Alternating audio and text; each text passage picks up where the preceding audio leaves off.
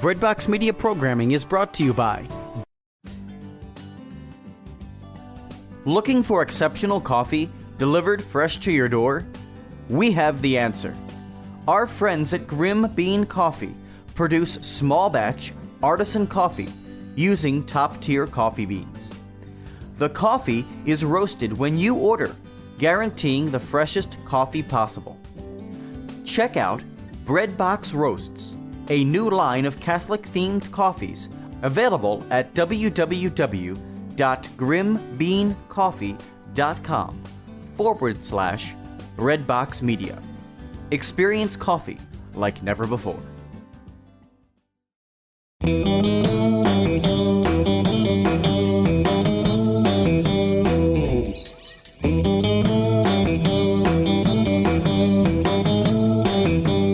Well, hey everyone, and welcome back to another episode of Lisa, Hendey, and Friends here on Breadbox Media. I am so excited about today's conversation. Joining us on the podcast today is John Mark Comer. And John Mark lives and works and writes near Portland, Oregon. He and his wife Tammy live there with their 3 awesome children. And he is the author of a brand new book that I have been dying to discuss with you. The book is called The Ruthless Elimination of Hurry. The subtitle, Staying Emotionally Healthy and Spiritually Alive in Our Current Chaos. John Mark, when this book landed on my desk, I was like, hallelujah. I've been waiting to receive this book. I didn't know anything about you, but the book was destined. You wrote this for me. So thank you. Oh, thank goodness. you so welcome. much. So before we dive into conversing about the book, can you just tell our listeners a little bit more about yourself and kind of where you are in your spiritual journey?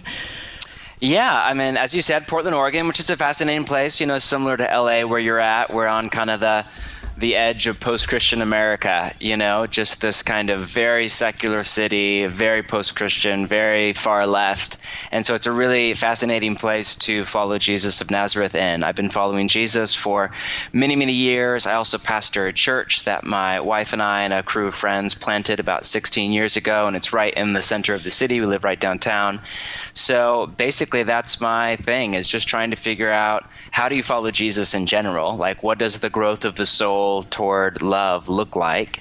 And how do you do that in a secular context, in a context that's often hostile to Jesus and his teachings, and in the digital age with the phone and distraction, entertainment and noise and traffic and busyness and all of the things. And so that's really what I give my life to, is trying to figure out how to both follow Jesus myself and help other people follow him in kind of the current chaos of all things late modern Western America. Yeah. So this book was really born sort of I don't want to call it a crisis, but certainly a moment in your life.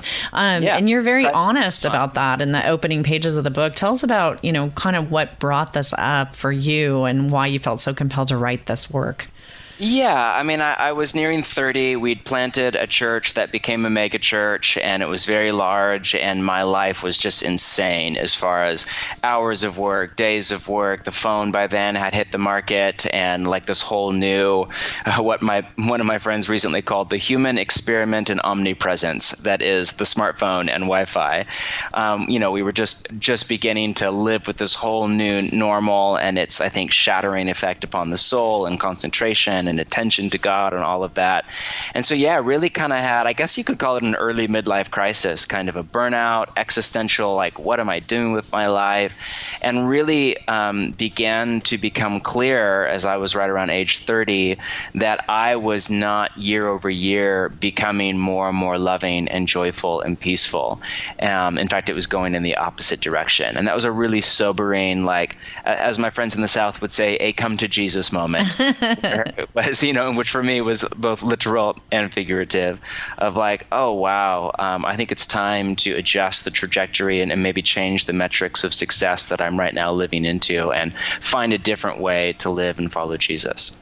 So you discuss in the book this this phrase that was credited to Dallas Willard. Yes. The phrase, "You must ruthlessly eliminate hurry from your life.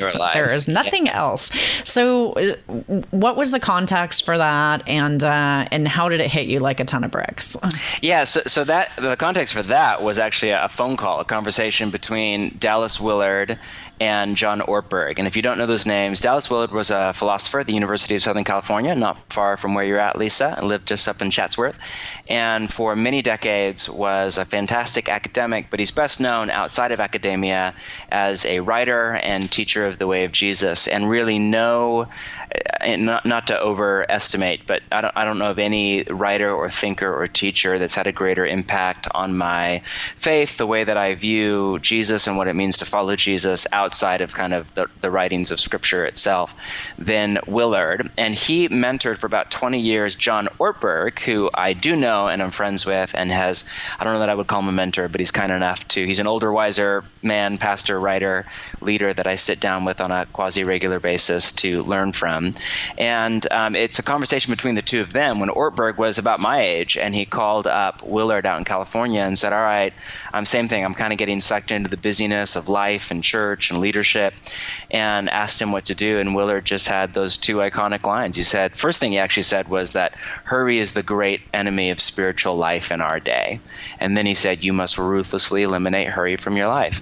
And that was honestly not remotely on my radar. If I were to tell you, like, here are the main problems in the world today, or the main problems for a follower of Jesus in the world today, I don't think hurry would have even been on my list, much less at the top of it. But the longer I have sat with Willard's thesis that really hurry is the issue underneath so many of the other issues in our day, the more I have come to a deep conviction that he was onto something, that, hurry is just incompatible with spiritual life in general. If you define spiritual life just as our capacity to receive and give love and relationship to God and other people, that requires time. It requires relational space, and it requires what, Edith Wharton so many years ago called the power of sustained attention, the ability to pay attention, to focus, to sit in the quiet with a soul that is settled before God or the person in front of you.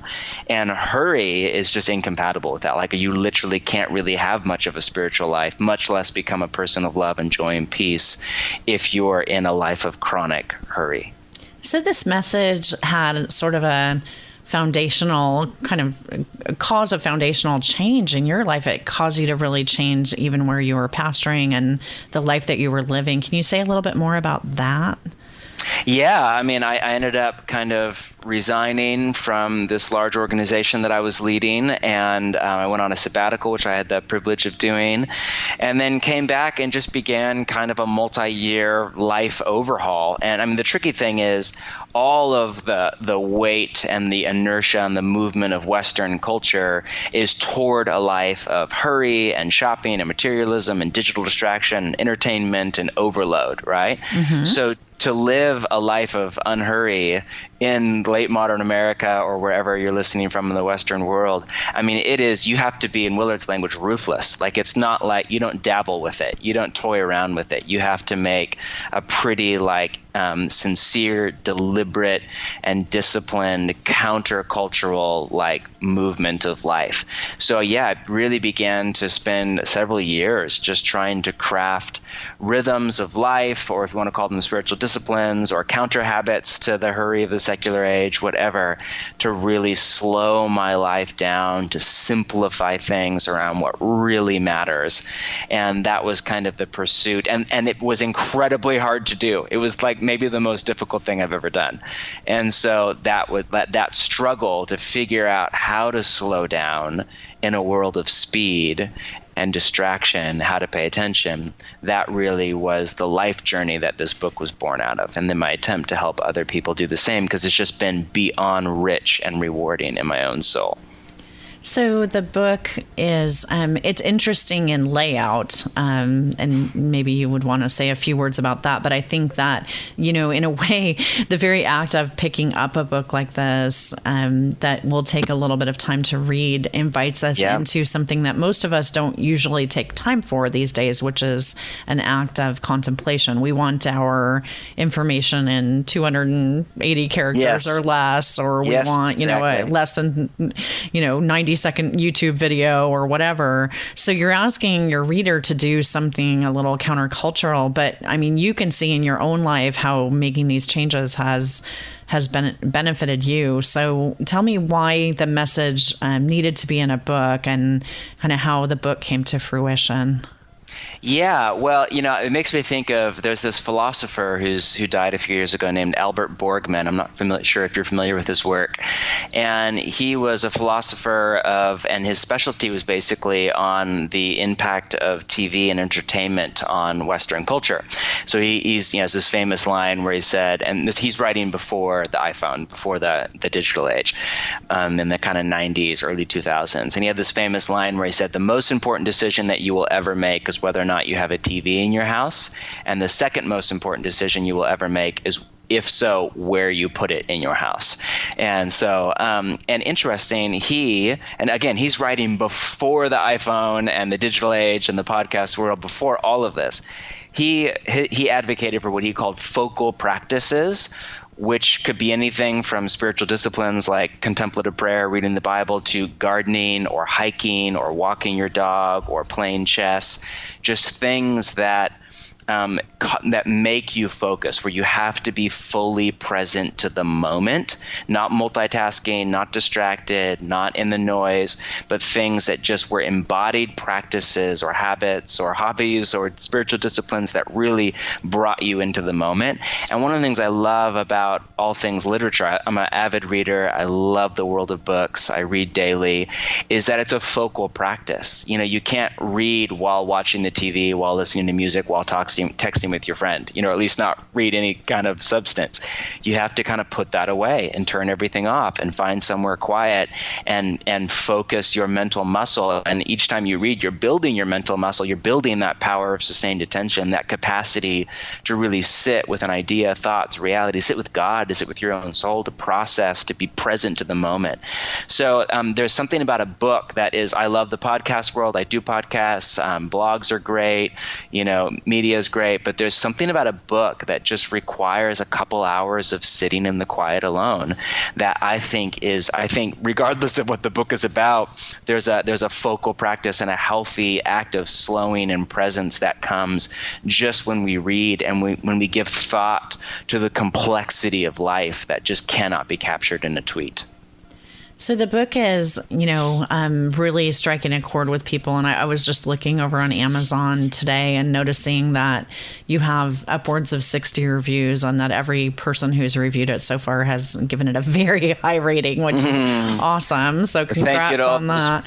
Wonderful people. I wasn't surprised to see that because while I didn't know your background, I mentioned that when the book came, I was just so relieved to see it, because you put together, in this very kind of readable, relatable message, truths that come from all kinds of different places. And I wanted to share with you that on the day that, well, it wasn't the day that I got it, but that week I was actually speaking at a local church here. And my group that I was with that morning was a group of mothers who were coming together to kind of talk about how to raise their children in faith in the digital age. And I quoted a couple of excerpts from your book to them and kind of talked with them and gave them that quote from Dallas. And I mean, more than one of them was looking at me through very tearful eyes. And I was thinking about how for so many of them, the biggest thing that they would say is, I never have time for prayer. I'm so busy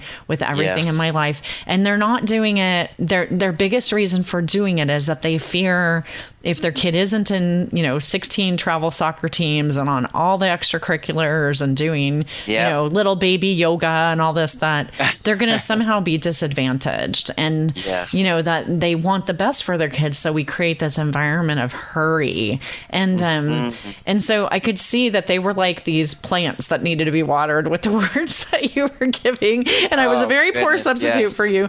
But one section of the book that really struck me was the section where you give sort of 12 kind of practices for simplicity.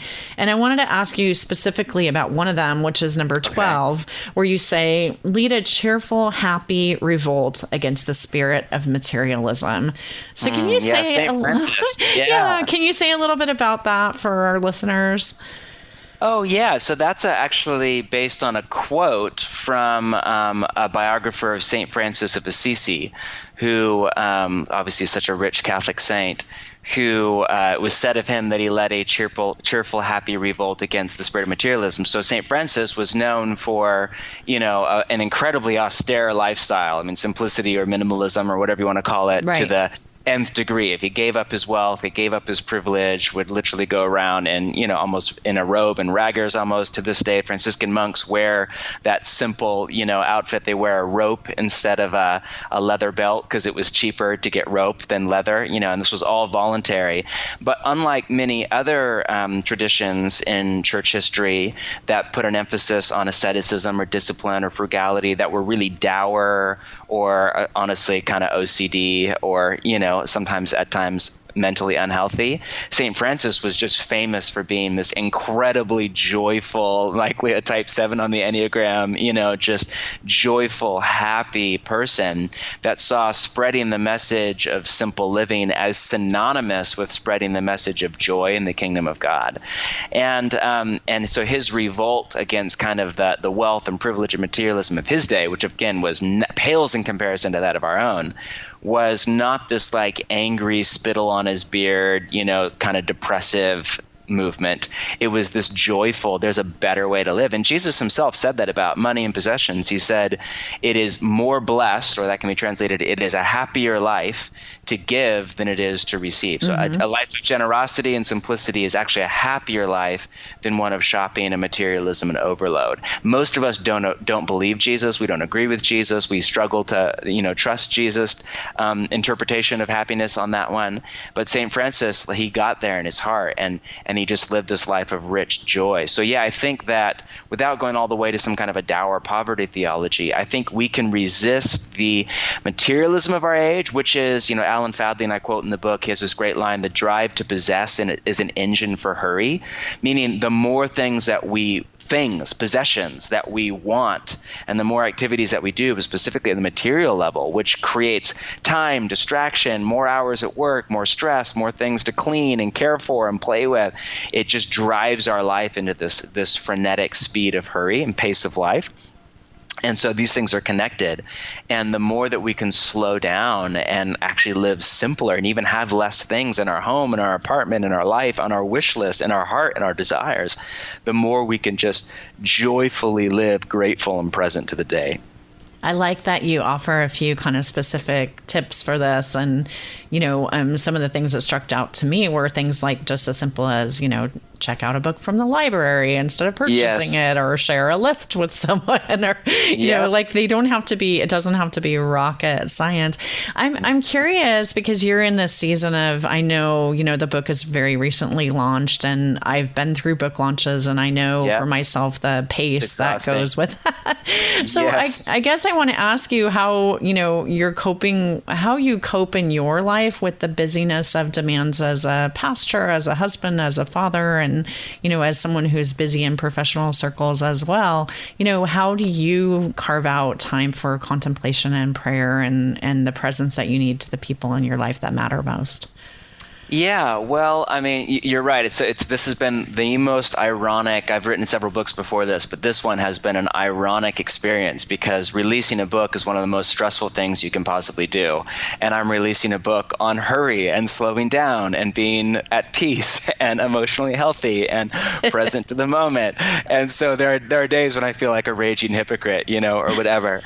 And so it's been a really interesting experience, and it's caused me to do a lot of just reflective soul will work, and how much is too much and all of that. So I guess how I've handled it, I'm not sure that this is the best way to do it or not, is I've definitely so I normally practice like a pretty rigorous rule of life or fixed hour schedule. And I'm outside of it for about 4 or 5 weeks around this book release. I have one more week left. I'm outside of my normal rule of life. I'm outside of my normal routine, and I definitely feel it in my body. I feel the stress that it brings. I feel behind. I feel not as present, not as joyful as I'd like to be.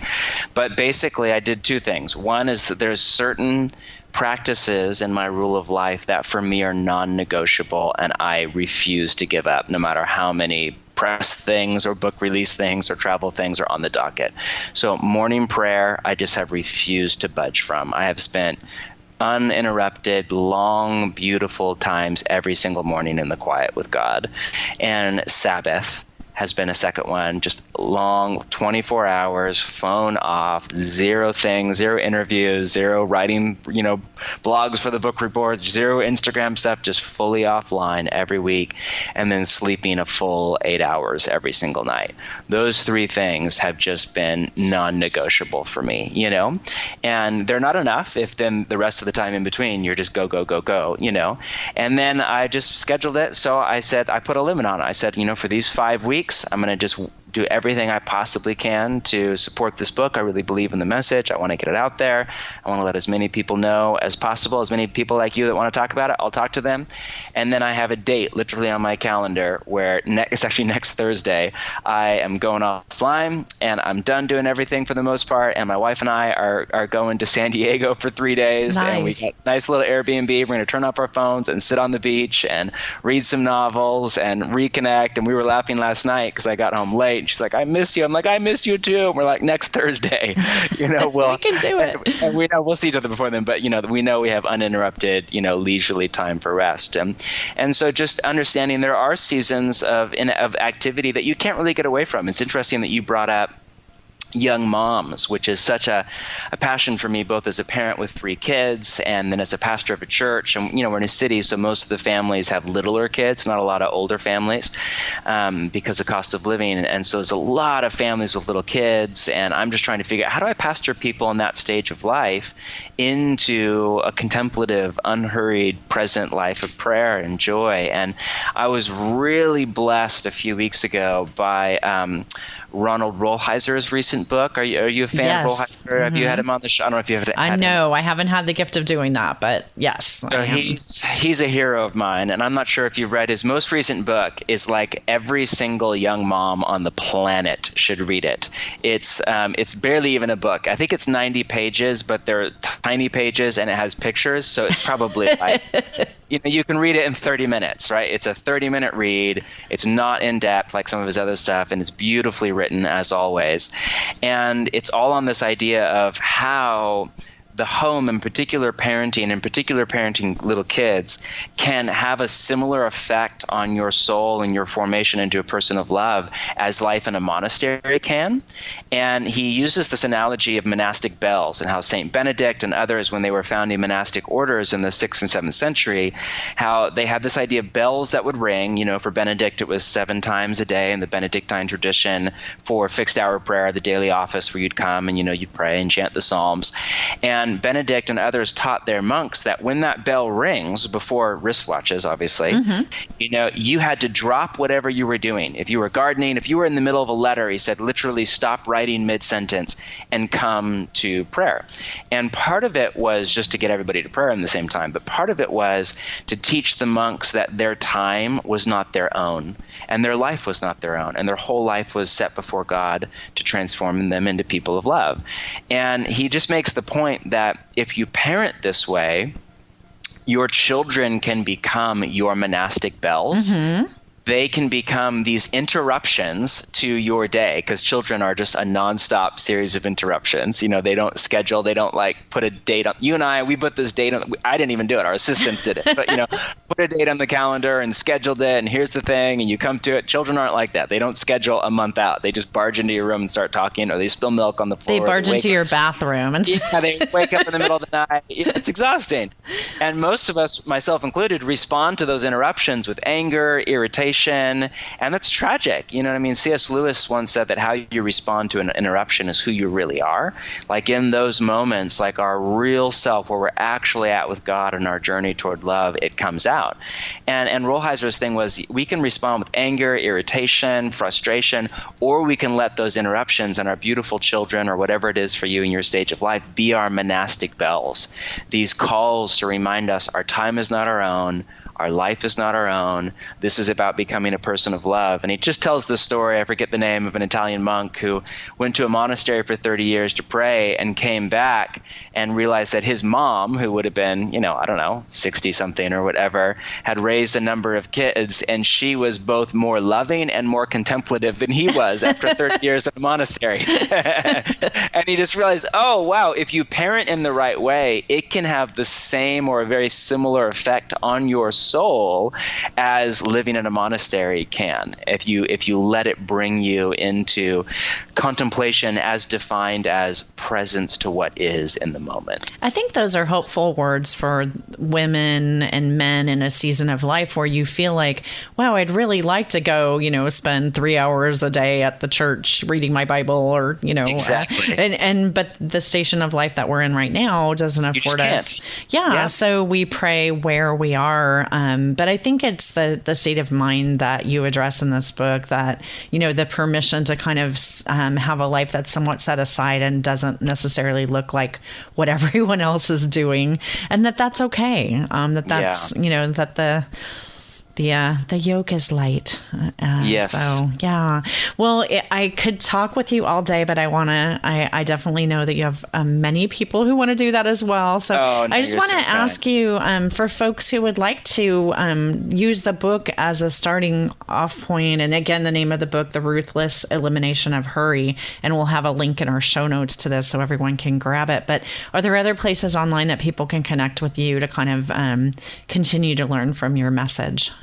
Yeah, easy. JohnMarkComer.com, Comer, Comer. And then I have 2 podcasts that I teach in. One is Bridgetown Church, which is the church I pastor, and I teach at about 31 Sundays a year. Right now I'm teaching on unhurrying with a rule of life. So we're talking about all of this in our teaching series right now. And then I host another little podcast co-host called This Cultural Moment. That's a little bit more of about life in Western post-Christian culture. And then at the back of the book, if you get the book, you'll see a little link in the back to a free digital companion that is kind of a workbook of exercises, all uber practical, not conceptual, not even chapters in a book, just practices and little exercises for very practical ways to actually slow down. And you can do the little digital companion and the exercises by yourself. You can do it with a group of your friends or other moms. You can do it with a small group from your church. You can do it with a Bible study, however, whatever iteration you want. And it's all very practical to go from kind of aspirational ideas of, oh yes, a life where I'm less hurried and more present sounds great, to actually getting it into your muscle memory and developing some best practices to really live an unhurried, joyful, loving, present, peaceful life. And if you love the sound of John Mark's voice and you want to hear more of it, this book is actually also available in Audible. Are you doing the narration for that? Or I did. It's not out quite yet. It comes out in a couple of weeks. Awesome. But yes, I just locked myself in a studio last week and read my book aloud, which is an incredibly unpleasant experience for the author. Hopefully it will be more pleasant for the listener.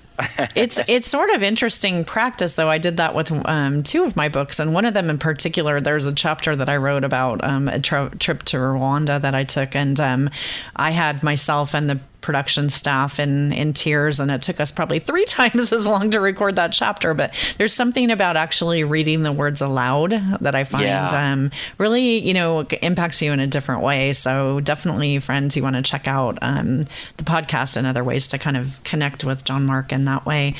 John Mark, before we let you get back to your rule of life, any kind of closing thoughts that you'd like to share with our listeners? No, I mean, I would, I guess just this. You don't have to live the way that everybody else is living. You don't have to have your kid in for sports and ballet and yoga and chess practice and whatever. You don't have to watch TV every night. You don't have to be on Instagram. You don't have to do all the things. You don't have to make X number of dollars and work X hours at the office to be a happy, healthy soul. You don't have to live that way. And if you look out there and just ask yourself, is this the kind of person that I want to become long term? You likely don't want to live the way that everybody else is living. Very few people end life well, rich and full of life and joy and contentment and gratitude and love. And so I think the invitation of Jesus is always to live a countercultural life. It's always to step out of the mainstream and kind of follow what everybody else is doing, what Jesus called the broad way, the way that everybody else is living, which is just kind of do what you want and get sucked away and live the way that people live. And Jesus' invitation is always to the narrow way, meaning I think what he means by that is there's a specific way to live as outlined in Jesus and his teachings and his tradition. That is the way to life. It's the way to joy and the life that we really crave. And so my constant invitation is to people to step out of the way everybody else is doing it, to slow down, to live a countercultural, unhurried life in a world of speed and noise and digital distraction and entertainment and materialism and shopping and overload and exhaustion, and just to carve out a life of quiet, simple journey toward love. Beautiful, beautiful. Well, friends, you can see why I want you to read this book. Again, it's The Ruthless Elimination of Hurry by John Mark Comer. John Mark, thank you so much for the gift of your time and for everything that you do to serve so many and to lead us closer to Jesus. It's been such a joy to chat to you, Lisa. Thank you for your gracious hospitality and your time. Thanks. Well, friends, that is it for this week's episode of Lisa, Hendey and Friends. Definitely, if you've enjoyed the podcast, we would love it if you could leave a quick star review or rating, or even better, share this and especially John Mark's book with a friend this week. And I just want to thank you all for your endless prayers for our family, how supportive you've been in the midst of my parents' health considerations. So thank you for that. And just know that I'm with you in prayer. Until next week, I hope you have an awesome week, friends. God bless.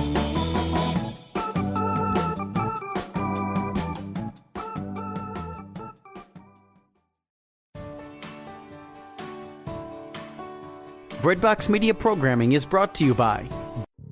It's so much more than just a profile picture. At Catholic Singles, our platform offers you many opportunities to get to know the person behind the picture. Sign up today at CatholicSingles.com. Jack Kane Ford. Find your next Ford Tough vehicle at CaneFord.com.